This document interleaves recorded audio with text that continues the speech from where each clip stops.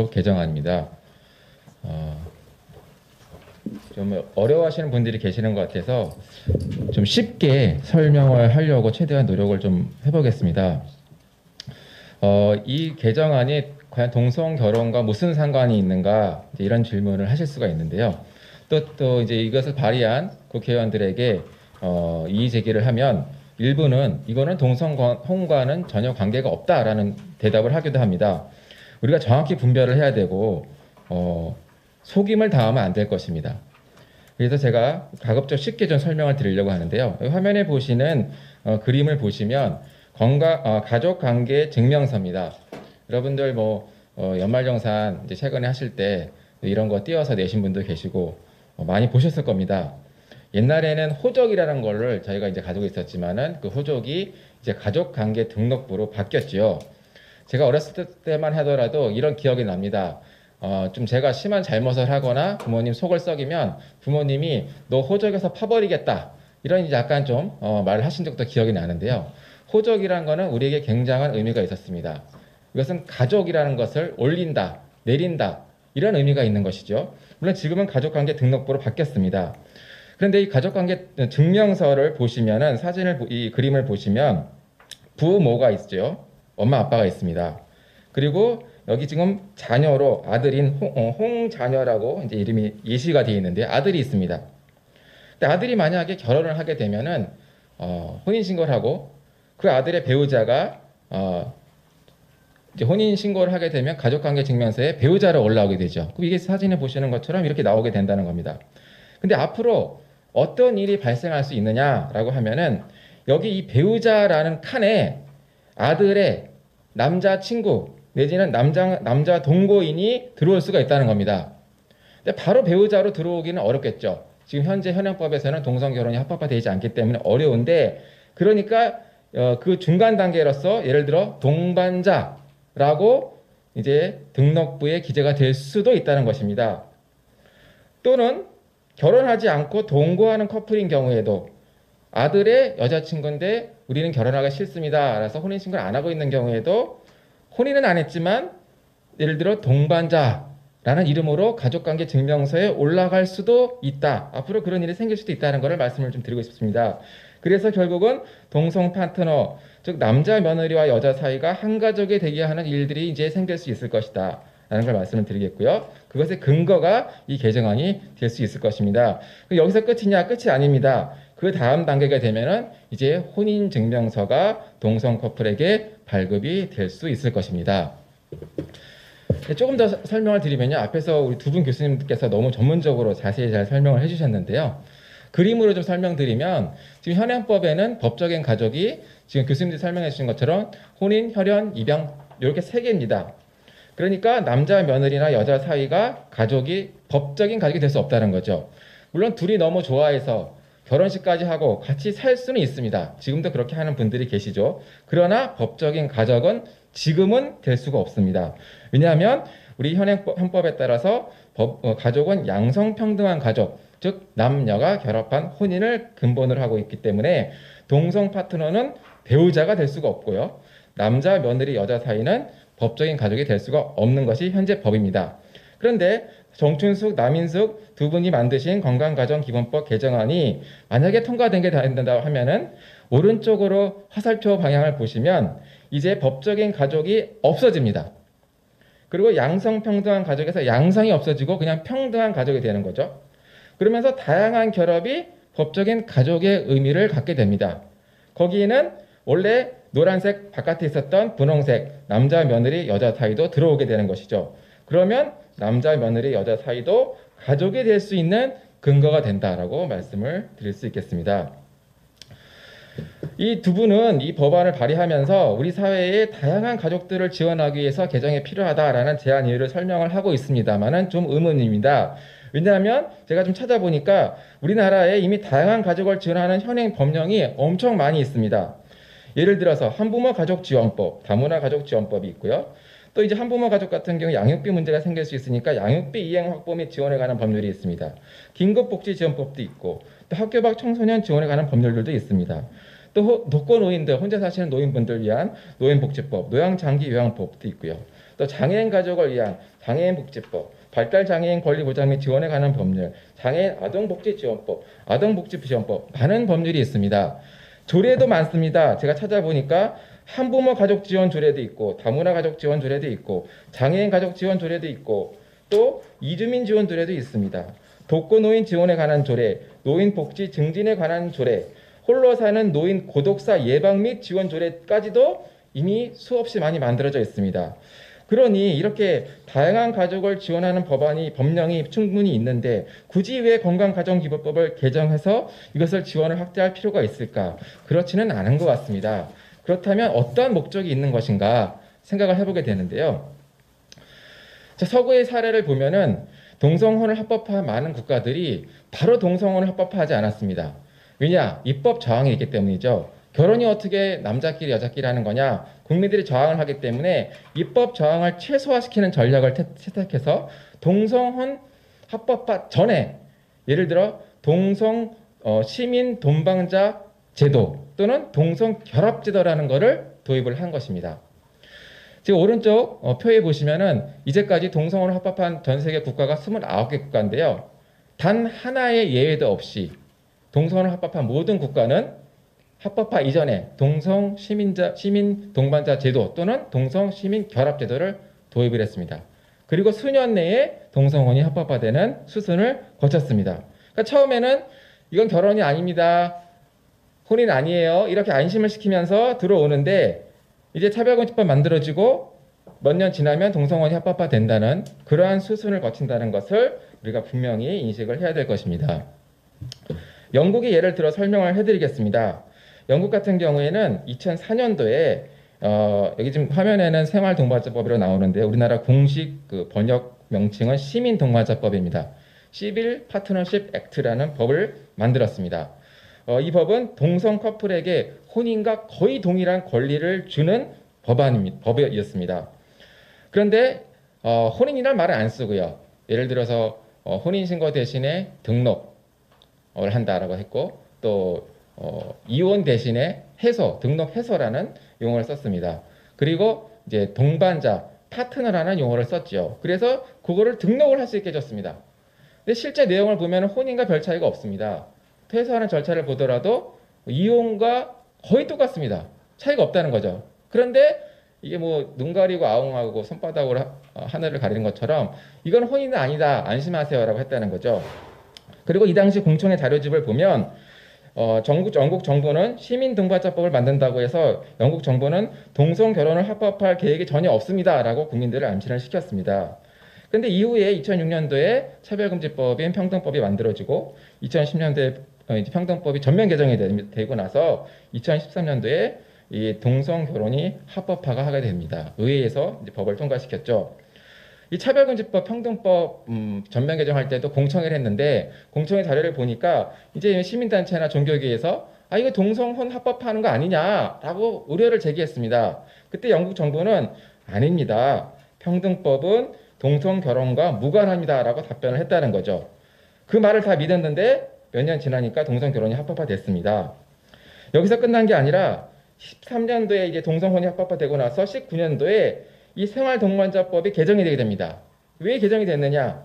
처음에 만들어줄 때는 동성 커플에게 결혼하고 비슷한 권리를 줬습니다. 동성 커플만 이걸 쓸 수가 있었죠. 그런데 이거 만들어지고 나서부터 동성 인권 단체들은 이거 차별이라고 했습니다. 이건 동성 결혼을 합법화하는 게 아니기 때문에 차별이다 하라고 만족을 못했다는 거예요. 그래서 시민동반자법이 만들어지고 나서부터 동성애 인권단체는 별도의 단체를 만들어서 동성결혼 합법화를 추진하게 됩니다. 그런데 이 정작 동성결혼이 합법화되고 나니까 무슨 일이 생겼냐면은 나는 이성 커플이에요. 남자 여자끼리 이제 커플인데 동거하는데 결혼을 하기 싫어요. 나도 파트너 등록을 하고 싶다는 겁니다.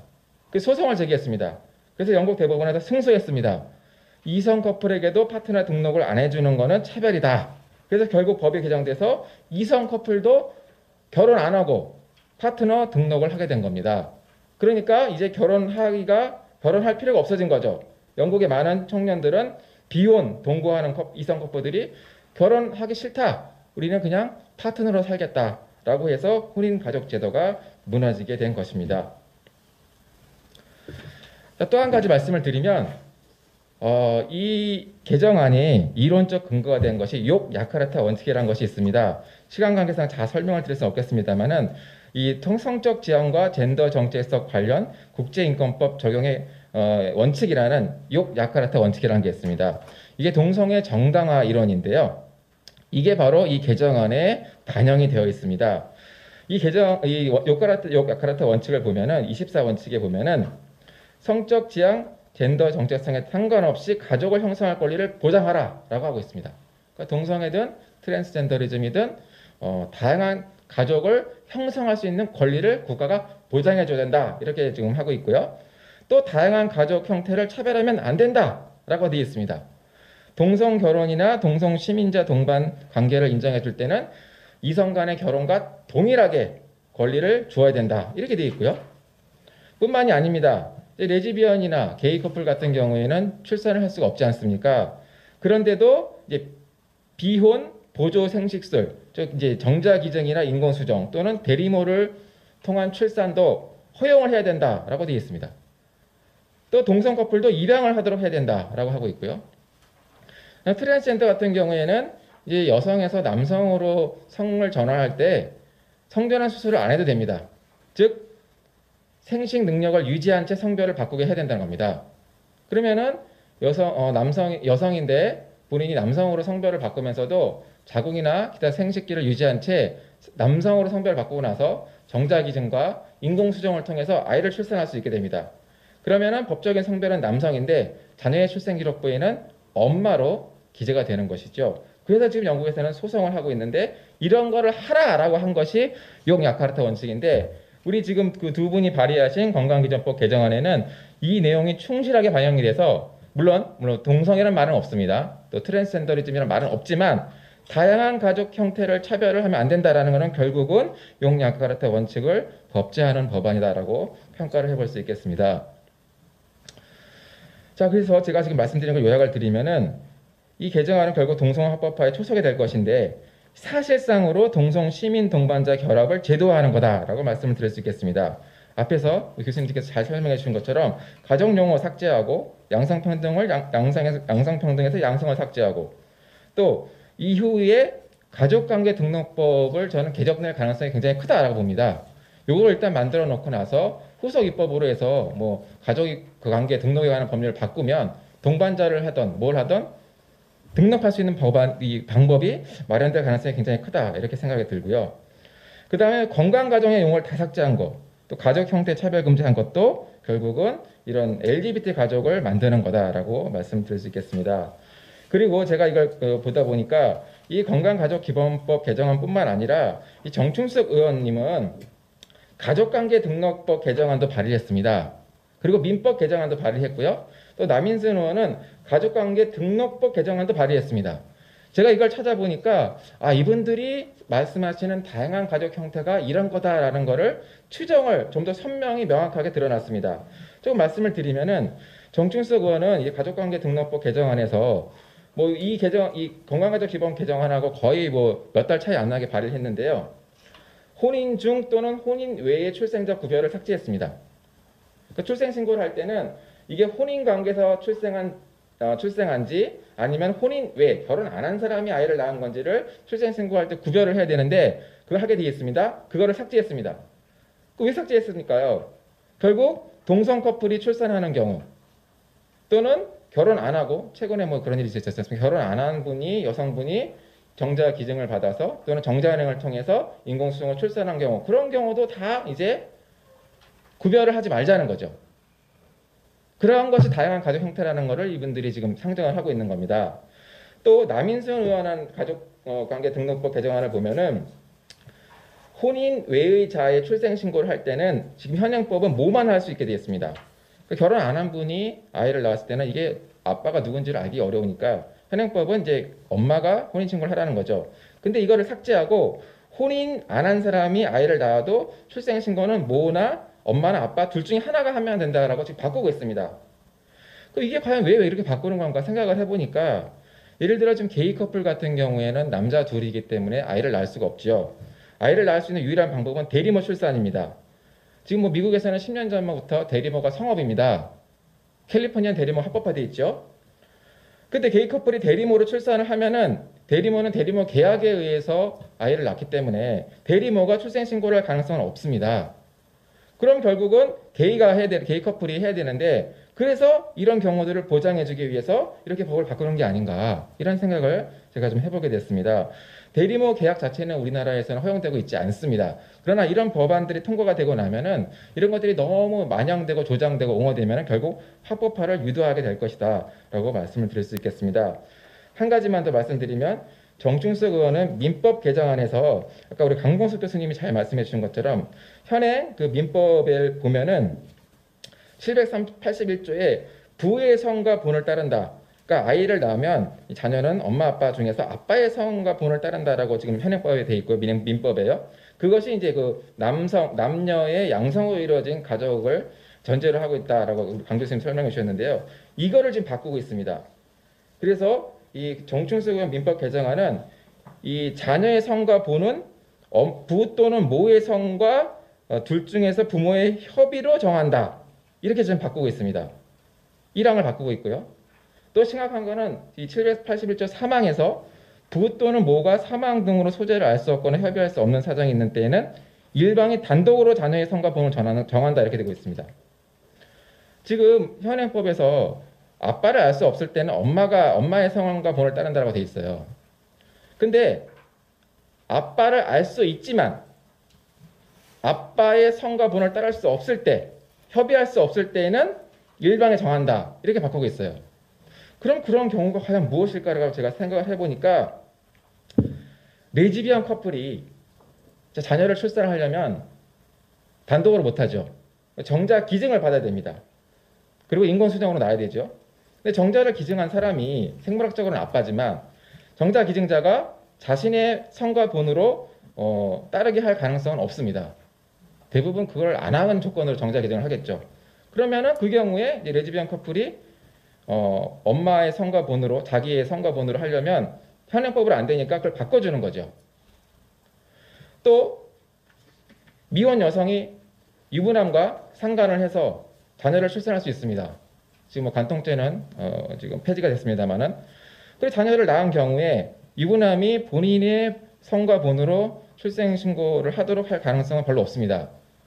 부인에게 들킬 가능성이 있기 때문이죠. 그런 경우도 출생 신고를 이제 그 출산을 한 엄마의 본과 선을 따낼 수 있도록 이렇게까지 허용을 해주는 것을 보면, 그 이 두 분이 상정하는 다양한 가족 형태라는 결국은 LGBT 가족을 합법화하는 것이다. 단계적으로 동성 합법화의 문을 여는 것이다라고 이렇게 좀 생각을 해볼 수가 있겠습니다. 그래서 마지막으로 이제 설명을 드리면, 지금 두 분 교수님 잘 말씀해 주셨습니다만은 정충숙 안과 남인순 안은 현행 헌법의 양성평등한 혼인 가족 이념에 완전히 위반하는 것이고요. 그리고 서구의 사례를 봤을 때 이것이 동반자 시민 결합 제도의 문을 사실상 제도화하고 결국은 역가르타 원칙의 법제화해서 LGBT의 가족 형성을 이제 권을 보장해주는 그러한 법으로 가기 때문에 서구의 사례를 보면 결국은 혼인과 가족 제도를 파기하는 결과를 가져올 것이다. 그래서 절대로 입법이 돼서는 안 된다라고 말씀을 드릴 수 있겠습니다. 네, 이상 마치겠습니다. 감사합니다.